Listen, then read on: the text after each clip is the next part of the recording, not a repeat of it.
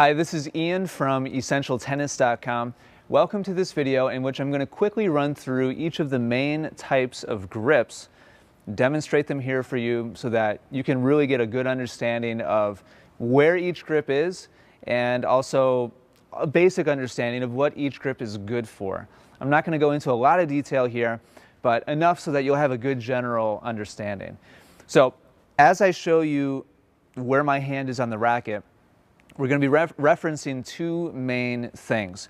Number one is the big knuckle of my index finger, all the way down by the hand. So this is what I'm going to be referencing as far as my knuckle is concerned. And we're also going to be talking about the different bevels of the racket. The racket, if you look at any racket from the bottom, is an octagon. There's 8 sides.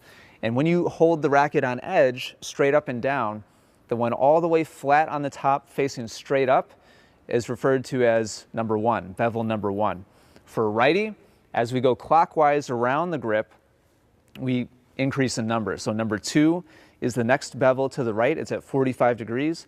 Number 3 is perpendicular to the court. It's the flat one on the side. 4, 5, 6, etc. If you're left-handed, you're just going to reverse it. So number 2 would be right here, number 3 right here, so on and so forth. It goes counterclockwise. For the purposes of this video, since most people are right-handed, I'm going to be demonstrating grips righty. You know, I'm left-handed myself, so all you lefties out there, I know you're used to having to switch things. Hopefully that's enough of an explanation so that you can get the right grip. All right, so the first grip we're going to look at is arguably the most important, and that is a continental grip. A continental grip has the big knuckle of your index finger on bevel number 2, so 1 over from the bevel on the top, and we want your hand to be spread out across the grip. Meaning, if you look at the angle of my knuckles on my hand, they're at about 45 degrees to the handle of the racket. This would be straight across, which is not correct, and it's not going to be comfortable for most of the shots that we use a continental grip for, like volleys, serve, touch shots, utility shots, just in general.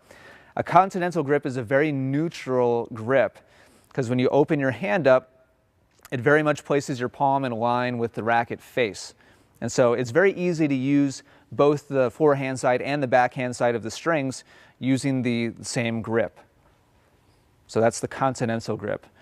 And basically what we're going to do now is keep the knuckles at the angle that they are. Keep the hand spread out across the grip, and we're just going to move to bevel number 3 with the big knuckle. And that's an Eastern forehand grip.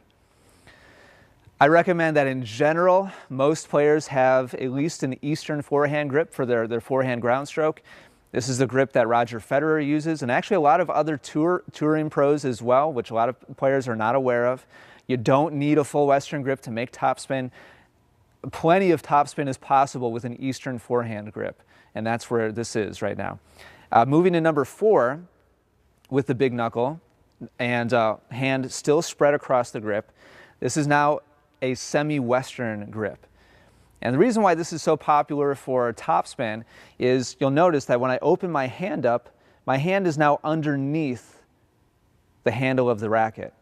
Eastern forehand places the hand directly behind the racket. Continental slightly to the top, but still mostly behind the racket. Semi-Western, now my hand is starting to become underneath the handle. Not completely, that would be full Western, but partially underneath the handle. And the reason why that's good for topspin is created by accelerating upwards.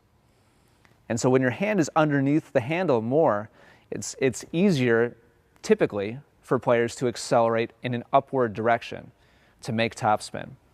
So bevel number 4 with the big knuckle, hand rather, spread across.